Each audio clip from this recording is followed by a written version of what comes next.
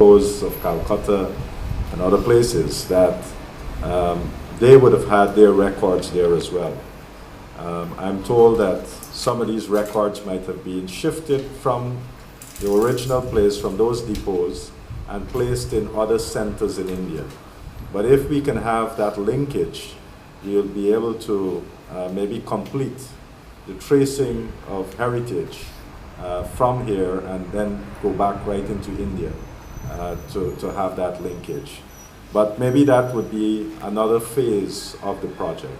But for now, we are indeed extremely pleased that we have gotten this far with this project. Mr. Robin Singh, who has been the anchor here with us, he has worked extremely hard with his team, backed by a very competent team out of India, who has done a lot of the technical work. During the next couple of days, Robin would be working with the staff here to do some training, and that training would help us to start putting the information online. So I would like to thank Robin and the team out of India for the splendid work that they have done so far. So let's give them a big round of applause. And what you will see shortly is the first phase, and then the second phase, we'll be able to present those images. And maybe a thought for those of you who are here, and maybe you can advise us. When we finish, maybe sometime by the end of the year, you will be on your computers at home, be able to search the records that we have here, and we want to charge a small fee because, you know, we have to maintain the systems and so forth, and therefore maybe we are open to suggestions as to what that small fee can be. I know, and this is not something that, you know, that is totally new. In the British Archives, you can go online and you can see all the records that they have, and you can send them a request for a particular record, and they will get it up for you for a small fee. So it's something that we want to replicate here, and maybe the monies that we will collect would go to help to strengthen what we do here at the archives. So I think by making the records available online, people, any part of the world, Guyanese can be any part of the world, do this research. Persons who are interested in Guyanese history can be any part of the world and do this type of research. And I think that's a very important thing. So we are taking, today what we're doing really, it's quite historic, because with a very small step, we are moving from maybe an archives that is not very well recognized, and we are leaping forward into the 21st century, where people any part in the world can now have access to our records. And I'm sure when Mr. Mangar speaks, that he would also tell you about some of the uniqueness of what we have here in the archives, because he was very instrumental in working with UNESCO to list two sets of records that we hold here to be on the UNESCO Memory of the World list. And among those records would be the records of Indian indentureship. And he has been very instrumental. I'm sure he will tell you much more about that. So with those few words, once again, let me thank all of you for coming. And I want to thank Robin and his team from Dev IT for the wonderful work that they have done. And you will be able to have a preview of that in a short while. We also have another team that is going to be here during this week, a team from Ohio University. And we'll try to have synergies between the work that Robin and Dev IT is doing and this team from Ohio. Because the team from Ohio is now going to be looking at sound archiving and video archiving. And when you put the two together, I think we'll have you know, a broader spectrum of material that we'll be working with. So once again, thank you for coming, and I do hope that you enjoy this short presentation that we have for you. I must also apologize in advance because at some point I'll have to leave because I have cabinet that is ongoing and I have to go back. Thank you.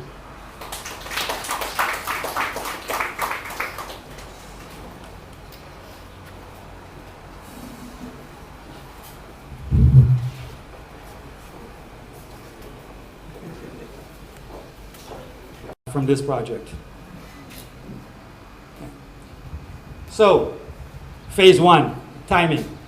When we met with the minister in December, he said to us, I want this project launched on the 175th anniversary of the East Indians' first arrival. And I looked at him, I said, you're crazy. You cannot do that. And he said, no, you have to do it. Okay. So, Mr. Minister, I'm excited to tell you that your goal has been accomplished. Okay. We are launching this project. We launched this project. We'll be officially launching the project today. We started the training yesterday, and we've had the operators as we speak. So let's go over what phase one includes. There are three critical components to phase one: the back office console and admin data entry. The second component is the public interface, whereby visitors can search and view records. And the third component is we've actually redesigned the entire Ministry of Culture, Youth and Sports website. So these are three critical components. Okay. If we look at the three components, the first one is the back office console. The back office console has three components to it also. Data entry operators, and these are the operators that we're training right now, who will be actually entering the books into the database. Okay. The second component is the data entry supervisors. Okay. The data entry supervisor's role is to view the records, verify the records, and then either approve the record to go live in the database or reject the records if there are any errors that he or she would have noticed. Okay. So what we're trying to do here is we want to make sure that whatever data we enter into the database is accurate. Okay, so we have a verification system that we put in place to ensure that whatever data gets into the database is accurate. Okay, and the third component is the administrative user. The administrative user is the key person that will view all of the data, manage the database, manage any requests coming from users, external users, ensuring that they can get the records that they've requested, and assist in the user, so the operators, the supervisors, controlling all of those issues there. As the minister suggested, one of the things that once we've completed this is we can also add a PayPal system whereby anyone anywhere in the world can actually pay for the system online and receive the record. Okay? The other component to this is once we've entered the data, we will then scan the data in phase two and then map the data to the username in a PDF format. So when in phase two, when you look for the data and you find it, that document is actually mapped to the name of that person. Okay. The second component is the public interface. And again, the public interface has a couple of uses here. It allows a general audience, be it Guyanese, living inside and outside of Guyana, to be able to search the database for their ancestral records. It also can be used, and it is used, to convey the vision and mission of the Department of National Archives and to establish the professional organizational image of the department. Okay. It can also be used to keep visitors and guests advised and updated of any activities that is going to be going on within the Archive Center. We have redesigned the ministry's website. We've added a very, very up-to-date content management system, so the staff is able to update the website on a daily basis. We've linked it to the National Archives portal. And the third component is what we call dynamic photo galleries.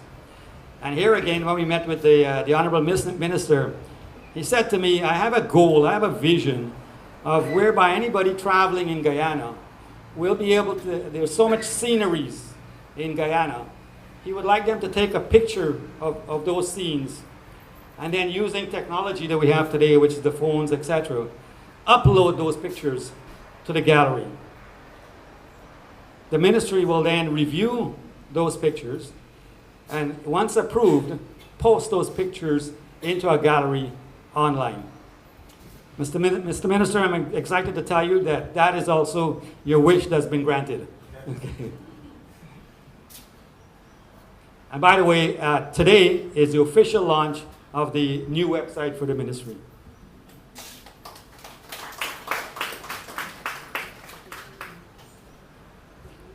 The last part of it is reporting. And I love this part because from a reporting perspective, senior management can look into these reports. They'll be able to see the request summaries of any and everyone who has requested information of their background. The Honorable Minister said he thought it was about 500 or 600. Well, Mr. Minister, with this report, you'll be able to know the exact number of people that requested information. You'll be able to see a summary. You'll be able to see the status of those, what's been fulfilled and what's waiting. Okay? You'll be able to see also the operators that have entered data, the amount of data they've entered in a summary form. Okay? You'll be able to see other reports like where folks have been allocated to, which estates they've been allocated to, the ship they've come by history. Okay? So it's a very detailed report that you can get. The alerts and notifications is also another component of the reporting system, whereby as an end user, when I submit a request, I get a notification back immediately acknowledging that my request has been received and we're researching and pulling that information for you. And once it's completed, you can review it, you can review the report, you can see the status of where that request is, when it's completed or if it's still in process. So it's a very detailed reporting system. So I'm not going to get very technical here, but let me just go over how the database was built. Okay, it's a web-based solution. So a web-based solution allows a user or users to be able to access this internet anywhere in the world, anytime, using the internet. Okay, we've used the Microsoft platform because we felt that the Microsoft platform was a secure technology architecture, and it's very reliable. Because the last thing you want to do is if you have a web-based solution and it goes down. Okay? So we've ensured that that doesn't happen.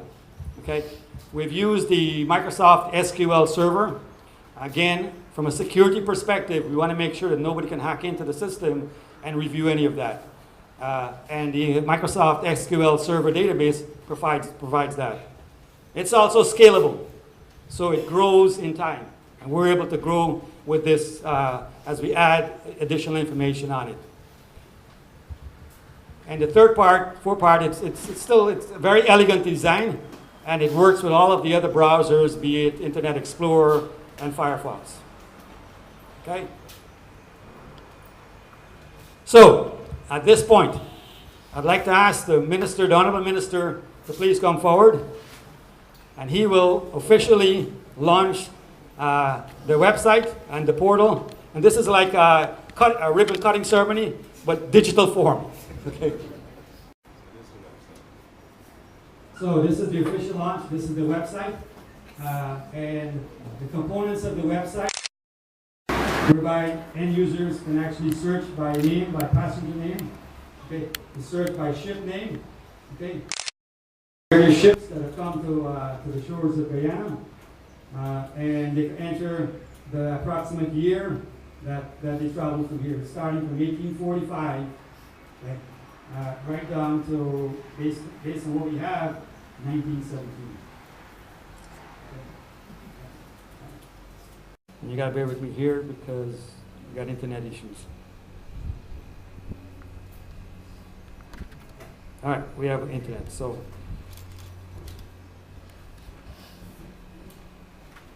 Let's. Here's an example of all of the ships that have come, the year that they've come, and we've mapped it to the rack number that's here in the archives. So when you enter the ship number or the year, we've already mapped where the rack number, where the information is. So the archivist here will be able to go directly to the rack name and pull that information.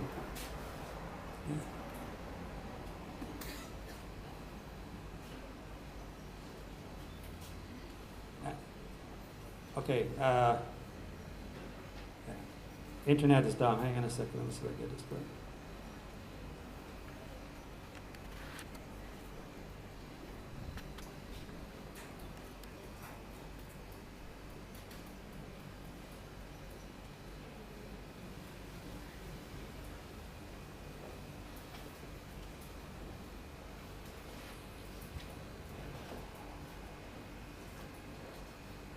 Internet. Okay. Yeah, we have okay. So hopefully you've been able to give you a short demonstration of what the website looks like. And if you need to see it, we can go downstairs later on, connected, and we can look at it some more. Okay. Again, thank you very much. That's a pleasure.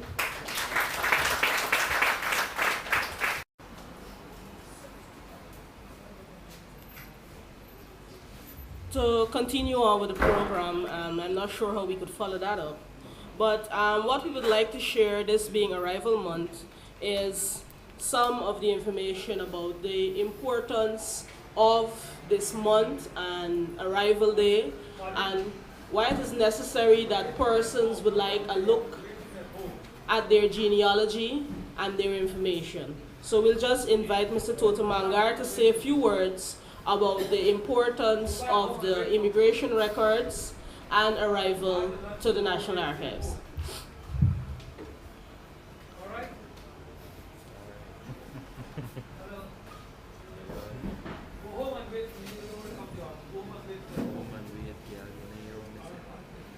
Thank you, Madam Chair. PS, Minister of Culture, Youth and Sports, His Excellency, Indian High Commissioner. This digitization project, I dare say, it's long in coming. Minister did mention that over the years, several individuals, several groups approached the archive staff and also Ministry of Culture, Youth and Sports officials in relation to put forward concrete proposals for digitization. Unfortunately, those efforts didn't really bear fruit because in many instances, requests was made for concrete proposals and some never materialized. Eventually, through our very youthful, energetic and hard-working minister, the Honorable Dr. Frank Anthony, and his perseverance, we were successful in getting to this stage. About the project, it's certainly relevant and timely for a number of reasons. We are conscious about the state of the records, the fragility of the records, the state of deterioration over the years. So it's necessary to preserve those records. The project is also following on the heels of the 175th anniversary of Indian arrival. Minister did point to the fact that the wider project is to digitize all the archival records here. But for a start, because of the 175th anniversary, we're starting with the Indian indentured records. There is also another reason for this. The Indian immigration records have been given international recognition. Minister says that it's part of UNESCO's Memory of the World Register. Well, in 2009, through the instrumentality of Ms. Natu, as Director General of UNESCO, I was facilitated to go to a UNESCO conference in Barbados. And there I made a presentation on the immigration records of East Indians in the archives.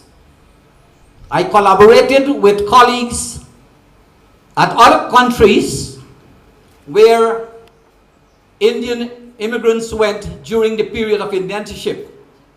And in 2010, UNESCO International officially declared our documents in the archives as part of the Memory of the World Register. So this is a further step in that direction. Today, in a rapidly changing, globalized and technological world, there is a growing trend towards digitizing of historical and current culturally significant data. And so it's no surprise that this project is so important to all of us. I must profess that I'm no expert on digitization. I leave that to Robin and his team. But as a layman and as part of the advisory committee of the archives, I want to say that digitizing is the primary way of storing images in a form suitable for transmission and computing processing. It is also a reliable means of preserving the content of materials and hence putting less strain on already fragile documents. In other words, it's a way of preserving the integrity of the original document. Digitization is also a long-term solution for preservation. It is the increasingly preferred method of preserving materials, and it lends itself to easier access points. It significantly reduces the demands of physical storage space, and that's a pressing problem for the archives over the years. Only quite recently, we were forced to use an annex building to store records because there are so many archival records out there in government departments, in institutions, which we need to retrieve. So storage space is a problem too, and digitalization will help in that. It is also an effortless manner of duplication of data with backup to vital paper records in an easily portable digital form. It's also a quick and relatively easy method of retrieval of information, and this will certainly help users, customers, scholars, historians, the general public, etc. It will also facilitate staff in their multiple functions. Digitalized records also help in the fight, the battle against deterioration of paper-based records, because it means that there will be less need to handle the fragile and sometimes wieldy documents. Of course, at the archives, we recognize there will be some challenges in terms of this project, because we recognize, for example, digitalized information can erode very quickly or even quicker than the print form. Hence, there is need for digital information to be periodically refreshed to suit constantly changing hardware and software. And I'm sure the experts are taking that into consideration. The cost in creating and maintaining digital information is also high. We're conscious of that. But certainly the Ministry of Culture, Youth and Sports, and I'm sure that the public at large will help in that direction, because this venture is certainly very worthwhile. Access to digital information requires computer and other devices. That's another problem. So in this way, we're conscious that there is going to be a limit to the ability of different persons from different socioeconomic backgrounds to obtain access. And that is why we say the government's one laptop per family comes in very handy, because that can aid in the process of digitalization. People in outlying regions can easily access the digital format. We are also conscious that there are other issues to be addressed, and I'm sure the ministry and the archive staff, they will address them. Issues that relate to copyright issues, encumberment, license and technological restrictions. All those things have to be taken in consideration. Finally, again I say, on behalf of the National Archives and the Ministry of Culture, Youth and Sport, and indeed the nation, we welcome the launch of this digital project. We look forward to its seamless transition and a successful completion of the project, probably by year-end, in the interest of all stakeholders. I thank you.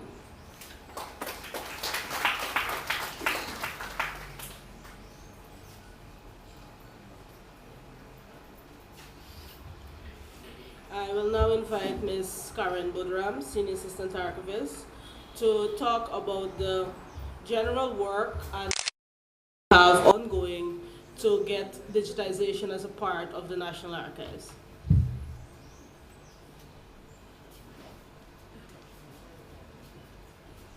Mr. Alfred, Indian High Commissioner, His Excellency Mr. Puran Mena, Ms. Ange Natu, Secretary General UNESCO, members of the head table, distinguished ladies and gentlemen, members of the media, colleagues, a pleasant good morning.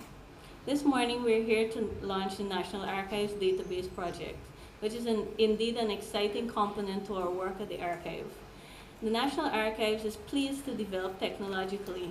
Digital access is one of the services most requested by the public, and we feel privileged to be able to embark upon such a task. Guyana's population is descended from different parts of the world under different circumstances that have affected our slavery, colonization, and indentureship. This rich history is substantiated in part by paper records, many of which are preserved.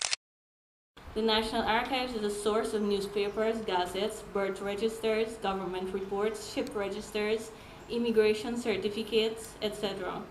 Records found nowhere else and are of irreplaceable value.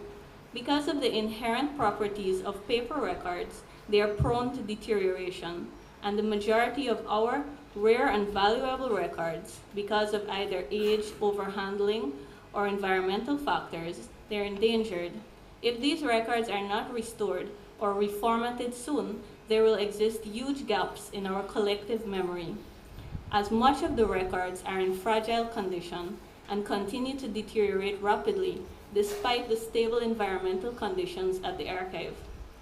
Up to very recently, the archive had no preservation strategy or ability to reformat.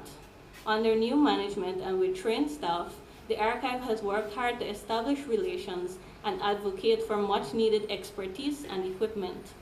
The National Archives has established relations with the National Archives of the Netherlands, who provided training earlier this year on paper preservation and preparation for digitization, as the physical state of the records can hinder digitization.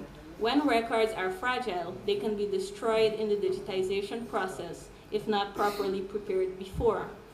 Many collections of the National Archives are fragile, like the Indian immigration records, as those are the most frequently used and have endured much handling by users of the archives, hindering their preservation, as Mr. Mangar mentioned.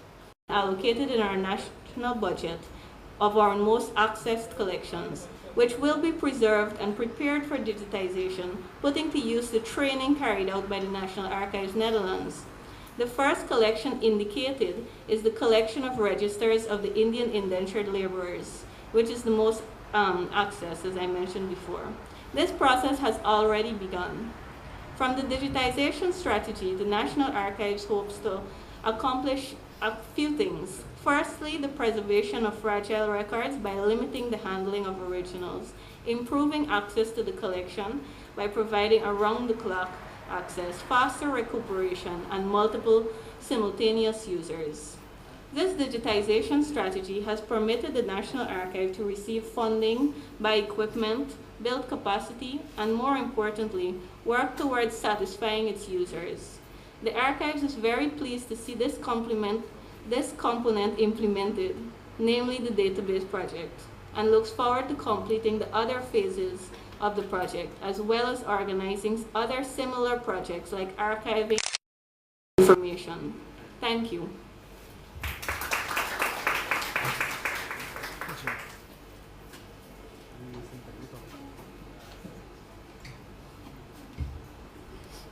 This brings us to the close of our program. Just so that you know, we have downstairs in the search room an exhibition of some samples of the Indian immigration records. And also for persons interested, you could always ask the staff as to how, until the digital comes online, that we could still service your need to look for junior